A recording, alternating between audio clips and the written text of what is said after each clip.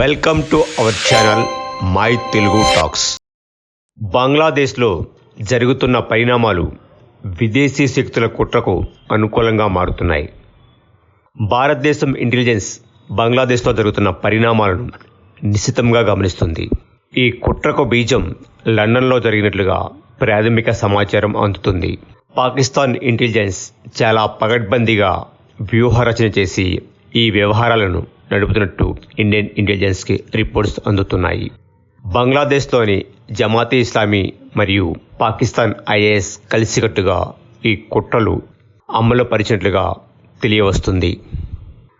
గత కొన్ని సంవత్సరాలుగా పాకిస్తాన్ ఐఏఎస్ భారత వ్యతిరేక కార్యక్రమాలను నిర్వహించలేని పరిస్థితి నుంచి తేరుకొని ఈ ఆపరేషన్ నిర్వహించడం అనుమానాలకు తావిస్తుంది.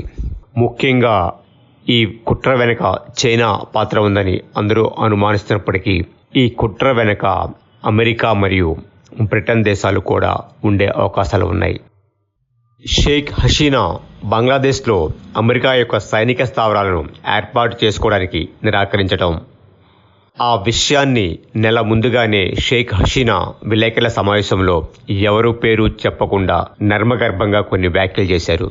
తమ దేశ సైనిక స్థావరాలను బంగ్లాదేశ్లో అనుమతిస్తే తన ప్రభుత్వాన్ని కాపాడుతామని కొంతమంది వచ్చి తనను కలిసినట్టుగా వెల్లడించారు. ఇప్పుడు జరుగుతున్న పరిణామాలను చూస్తుంటే షేక్ హసీనా బద్ధశత్రువు మొహమ్మద్ యూనస్ తెరపైకి వచ్చారు. అదే సమయంలో షేక్ హసీనా రాజకీయ ప్రత్యర్థి ఖలీదాను హుటాహుటిన జైలు నుంచి బయటకు తీసుకురావడం జరిగింది. ఇది అంతా బంగ్లాదేశ్ ఆర్మీ చీఫ్ జమాన్ పాత్ర ఉన్నట్లుగా అనుమానిస్తున్నారు. ఈ విషయాన్ని భారత్ ఇంటెలిజెన్స్ ముందుగానే షేక్ హసీనాని హెచ్చరించినట్లుగా తెలుస్తుంది. కానీ ఈ విషయాన్ని ఆమె అంత సీరియస్గా తీసుకోలేదు. బంగ్లాదేశ్కు ఒక నెల ముందు మాత్రమే జమీన్ను బంగ్లాదేశ్ ఆర్మీ చీఫ్గా నియమించినట్టుగా తెలుస్తుంది. షేక్ హసీనాకు నమ్మిన బంటిగా ఉండి తెర వెనక ఈ కుట్రను నడిపింది ఆర్మీ చీఫ్ అని అనుమానాలు కలుగుతున్నాయి. దీని వెనక పాకిస్తాన్ ఐఏఎస్ ప్రతిఫలం ఉన్నట్టు తెలుస్తుంది.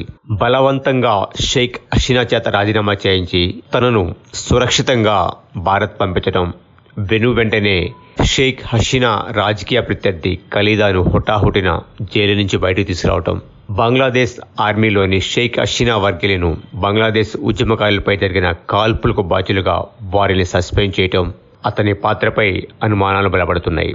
ఇంత పగడ్బందీగా వ్యూహం పన్ని ఒక దేశ ప్రధానిని పదవీచ్యుతం చేయడం పాకిస్తాన్ ఐఏఎస్కి సాధ్యమయ్యే పని కాదు. దీని వెనక అమెరికా లేదా చైనాల ప్రమేయం ఉండే అవకాశాలు మెండుగా ఉన్నాయి.